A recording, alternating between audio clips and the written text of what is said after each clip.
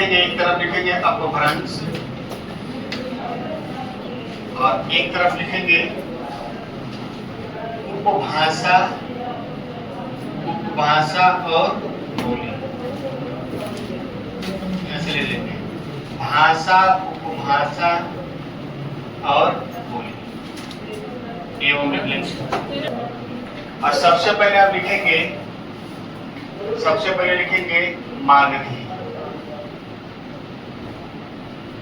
अपभ्रंश का नाम क्या है? मागधी। मागधी कहाँ बोली जाती थी? बिहार। मगध का मतलब क्या होता है? बिहार। तो मागधी कहाँ बोली जाती थी? बिहार। और बिहार मतलब बिहार और झारखंड। मगध कहाँ कहाँ था? बिहार था, झारखंड था, बंगाल था, उड़ीसा था, असम तक फैला हुआ था। तो मागधी में हमारा आता है, सबसे पहले आता है बिहारी हिंदी। कौन आता है? बिहारी। और बिहारी हिंदी में क्या क्या आता है? मगही, मैथिली, भोजपुरी।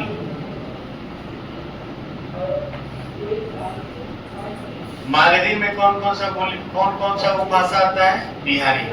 और बिहारी हिंदी में कौन आता है? मगही, मैथिली और भोजपुरी। अगर आपसे पूछा जाए कि भोजपुरी का उद्भव किस अपभ्रंश से हुआ तो क्या बताएंगे? मागधी। हिंदी नहीं, मागधी। अगर आपसे पूछे मगही बोली का जन्म किस अपभ्रंश से हुआ तो क्या बोलेंगे? मागधी। अगर मैथिली बोली का जन्म किस अपभ्रंश से हुआ तो मागधी। अगर आपसे पूछ दे बिहारी हिंदी का जन्म किससे हुआ है तो मागधी। पसंद है? अब इसी में और भी भाषा आता है। इसी में आपका बंगाली भी है, इसी में आपका उड़िया भी है, और इसी में आपका असमिया भी है। तो बंगाली, उड़िया और असमिया का भी जन्म किससे हुआ है? मागधी अपभ्रंश। लेकिन बंगाली है, उड़िया है, असमिया है, इसको हम लोग को नहीं पढ़ना है। ठीक, इसको भी लिख लीजिए। ये पूछे जा सकते हैं कि बंगाली भाषा का अपभ्रंश किस अपभ्रंश से जन्म हुआ तो क्या बोलेंगे? मागधी। उड़िया भाषा का जन्म किस अपभ्रंश से हुआ तो मागधी। असमिया भाषा का जन्म किस अपभ्रंश से हुआ है? मागधी। नहीं, ये उपभाषा नहीं है, ये उपभाषा है आपका। बिहारी हिंदी उपभाषा है, बंगाली, उड़िया और असमिया ये भाषा है, ये सब बोली है। अलग अलग करते क्या?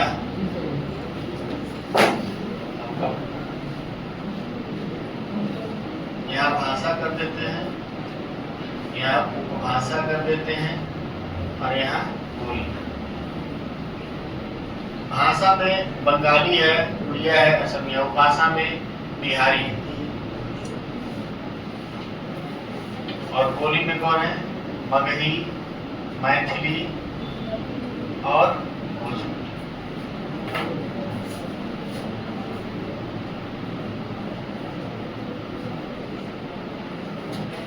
अब ठीक है, चलिए दूसरा लिखेंगे अर्धमागधी, आधा बिहारी। अर्धमागधी में कौन आता है? अर्धमागधी में कोई भाषा नहीं कर सकते हैं। अर्धमागधी में उपभाषा देखेंगे तो आएगा आपका पूर्वी हिंदी। कौन आएगा? पूर्वी हिंदी। हमें हिंदी से मतलब रखा जाए पूर्वी हिंदी। अब पूर्वी हिंदी में कौन कौन आता है? अवधी, बघेली और छत्तीसगढ़ी। अवधी, बघेली और छत्तीसगढ़ी। पूछता है कि बघेली भाषा किस अपभ्रंश से लिया गया है तो क्या बोलेंगे? अर्धमागधी। समझिए, सब इनके पूर्वज हैं। क्या ये? पूर्वज। इनके वंशज ये हुए, इनके वंशज ये हुए, ऐसे समझ सकते हैं। इनसे इनका जन्म हुआ और इनसे इनका जन्म। ठीक, अब बोली से छोटा रूप नहीं होता है, ठीक है? नहीं है, ठीक है। हिंदी भाषा इसमें आएगा, कौन भाषा आएगा? हिंदी। आप सब में हिंदी लिख सकते हैं, कोई दिक्कत नहीं। इसमें भी हिंदी लिख सकते हैं, इसमें भी हिंदी लिख सकते हैं, ठीक, लेकिन लिखना सही नहीं होगा। लिख सकते हैं, कोई दिक्कत नहीं। हिंदी बहुत बड़ा है, इतना बड़ा है कि उसमें कई अपभ्रंश मिले हुए हैं। हिंदी में आपको अर्धमागधी भी मिलेगा, हिंदी में आपको मागधी भी मिलेगा, हिंदी में आपको क्या बोलते हैं कि सौरसेनी भी मिलेगा। ठीक, मुख्य रूप से हिंदी में कौन है? मुख्य रूप से हिंदी में सौरसेनी है। खड़ी हिंदी को हम लोग हिंदी कहते हैं, और खड़ी हिंदी जो है किसमें आता है? सौरसेनी में आता है। इसलिए सब में हिंदी को लिखना हमको जहां तक लग रहा है उचित नहीं है। ठीक,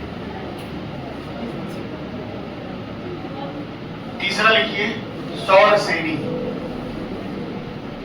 सौरसेनी लिखेंगे, सौरसेनी। सौरसेनी में लिखेंगे, उपभाषा में लिखेंगे पश्चिमी हिंदी। पश्चिमी हिंदी।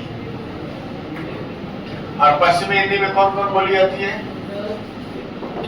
ब्रज आता है, खड़ी बोली, कन्नौजी, बुंदेली, बुंदेली, हरियाणवी, हरियाणवी, बांगलू, और कुछ है? बांगलू को ही जाटू कहते हैं, और कोई है? तो सौरसेनी में पश्चिमी हिंदी, अर्धमागधी में पूर्वी हिंदी, और मागधी में बिहारी हिंदी। अब सौरसेनी में और भी चीजें आती है। सौरसेनी में आपका आता है गुजराती, और सौरसेनी में एक और हिंदी आती है। अब इतना लिख लीजिए, तब मिटा लिखवा रहे हैं। गुजराती किस में आता है? सौरसेनी। अरे वो भाषा है, गुजराती एक भाषा है। लास्ट में इसको लिख लीजिएगा गुजराती को। गुजराती लिखना जरूरी नहीं है, पहले हिंदी समझिए। पश्चिम हिंदी सब लिख लीजिए, मिटा दिया जाए? बोले मिटा दिया कि नहीं? अब इसी में लिखिए राजस्थानी हिंदी। तो पश्चिमी हिंदी और राजस्थानी हिंदी दोनों किस में आते हैं? सौरसेनी में आते हैं। राजस्थानी हिंदी, और राजस्थानी हिंदी में कौन कौन सी बोलियां हैं? मारवाड़ी है, मेवाती है, जयपुरी है, मालवी है, बहुत सारे हैं। भीली है, और एक आपका क्या बोलते हैं? खांडवा भी बोला जाता है, निमाड़ी है, भीली है, चलिए। तो सौरसेनी में कितनी उपभाषा है? 2। कौन कौन है? पहले लिखना बंद करिए, आपको सुनना शुरू करिए। छाप लीजिएगा अभी आराम से, छोड़ेंगे टाइम नहीं, मुकेश याद नहीं बनाएंगे, ठीक है? ठीक। तो सौरसेनी में कितनी उपभाषा है? 2। एक है पश्चिमी हिंदी और एक है राजस्थानी हिंदी। एक पश्चिमी हिंदी और एक राजस्थानी। तो पश्चिमी हिंदी में ब्रज है, खड़ी है, बुंदेली है, कन्नौजी है, हरियाणवी है, बांगरू है। और राजस्थानी हिंदी में मारवाड़ी है, मेवाती है, जयपुरी है, मालवी, निमाड़ी है, भीली है। ठीक है। इसके अतिरिक्त कौन है? गुजराती। लास्ट में लिख लीजिए गुजराती भाषा। गुजराती भाषा, ये गुजराती थोड़े पूछे, तो हम आपको बता रहे हैं एक्स्ट्रा में। गुजराती भाषा भी किससे अपभ्रंश से बना है? सौरसेनी से।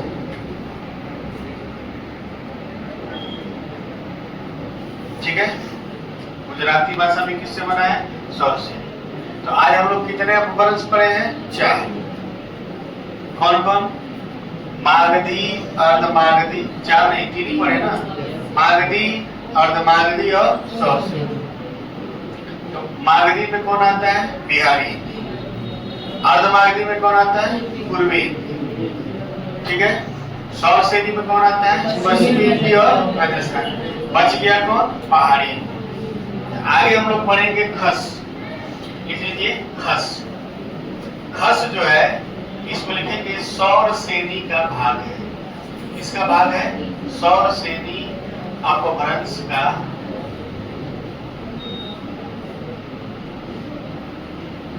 एक भाग।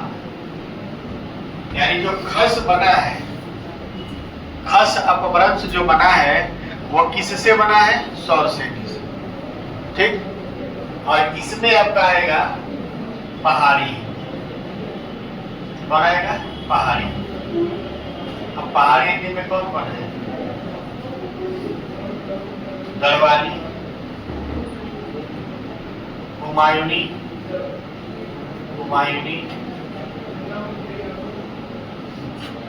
बरियारी, कुल्लुई, नेपाली।